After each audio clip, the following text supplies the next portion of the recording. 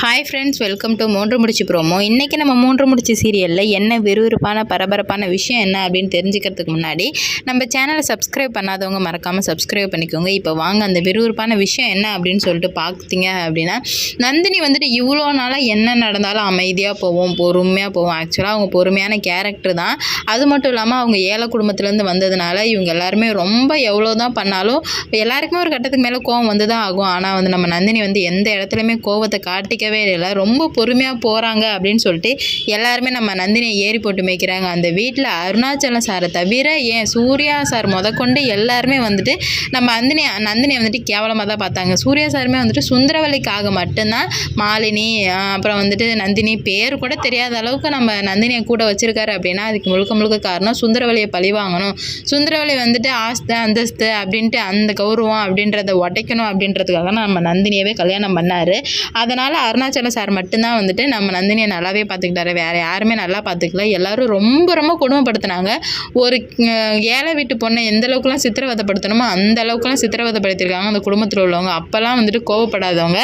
இப்போ நம்ம நந்தினிக்கு ஃபயர் மூடு வருது. என்ன ஆகுது அப்படின்னு பார்த்தீங்கன்னா, நம்ம சுந்தரவல்லியை வெறுப்பேற்றுறதுக்காக சுந்தரவல்லி எப்படியாச்சும் போலீஸில் போட்டுருணும் அப்படின்னு சொல்லிட்டு தான் நம்ம சூர்யா சார் துடிச்சிட்டு இருந்தார். ஆனால் அதை நந்தினி வந்து சிவபூஜையில் கரடி போந்த மாதிரி கெடுத்து விட்டாங்க.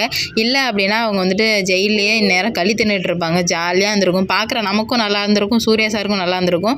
இந்த நந்தினி தான் வந்துட்டு தேவையில்லாமல் எல்லாத்தையுமே கெடுத்து விட்டாங்க. அதை இப்போ வந்துட்டு அதுதான் முடியலையே, அப்போ இதுக்கு மேலேயாச்சும் எதனா பண்ணணும் அப்படின்னு சொல்லிட்டு நம்ம சூர்யா சார் வந்துட்டு சுந்தரவல்லியை பழி வாங்கிறதுக்கு வேண்டிய காரில் இன்னும் வந்துட்டு நம்ம நந்தினியை காதல் பண்ண ஆரம்பிக்கல, உண்மையான அன்பு வரல, பாசம் வரல.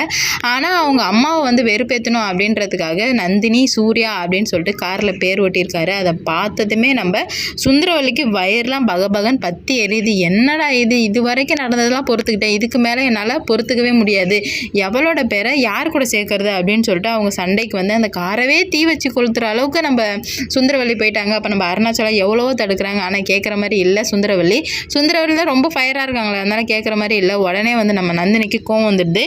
இது எல்லாத்துக்கும் காரணம் நான் தானே, என் பேர் இருக்கும் தானே இவங்க இவ்வளோ கோவப்படுறாங்க அப்படின்னு சொல்லிட்டு நம்ம நந்தினி போயிட்டு அந்த பேரெல்லாம் வந்துட்டு பிச்சுட்டு சூர்யா சார் கிட்ட சொல்கிறாங்க. சூர்யா சார் உங்களுக்கு அவ்வளோதான் மரியாதை, இதுக்கு மேலே என்னை வச்சு அதெல்லாம் விளாடணும்னு நினச்சிங்கன்னா நான் மனுஷியாகவே இருக்க மாட்டேன். உங்கள் அம்மாவுக்கும் உங்களுக்கும் பிரச்சனை அப்படின்னா அது உங்கள் 2 பேரோட முடிச்சுக்கோங்க, என்னை வச்சு எந்த கேமும் ஆடாதீங்க தயவு செஞ்சு அப்படின்னு சொல்லிட்டு நம்ம நந்தினி பயங்கர கோவத்தோடு பேசினதை பார்த்து அந்த வீட்டில் உள்ளவங்க எல்லாருமே மிரண்டு போயிட்டாங்க. நந்தினிக்கும் கோபம் வருமா அப்படின்னு சொல்லிட்டு நம்ம சுந்தரவல்லி அப்புறம் மாதவி சூர்யக்கா ஏன் நம்ம சூர்யா சார் கூட ஆடி போயிட்டார். என்னடா இது இவன் இந்த அளவுக்கு கோவப்படுறாளே அப்படின்னு சொல்லிட்டு எல்லாமே ஒரு லிமிட்டு தானே, லிமிட்டை தாண்டி போகும்போது கண்டிப்பாக நம்ம கோவப்பட்டு தான் ஆகணும். அப்படியே நம்ம அமைதியாக போயிட்டே இருந்தால் எல்லோரும் ஏறி போட்டு மேய்ச்சிடுவாங்க. இப்போ நம்ம நந்தினியோட கோவத்தை பார்த்துட்டாங்க, இதுக்கு மேலாச்சும் அவங்கள சித்திரவதைப்படுத்துறது கம்மியாகுதா இல்லையா அப்படின்னு சொல்லிட்டு பொறுத்திருந்து பார்ப்போம். இந்த வீடியோ பிடிச்சிருந்தா லைக் பண்ணுங்கள், ஷேர் பண்ணுங்கள், கமெண்ட் பண்ணுங்கள். இது போன்ற வீடியோ சீரியல் அப்டேட் தெரிஞ்சுக்க நம்ம சேனலை மறக்காமல் சப்ஸ்கிரைப்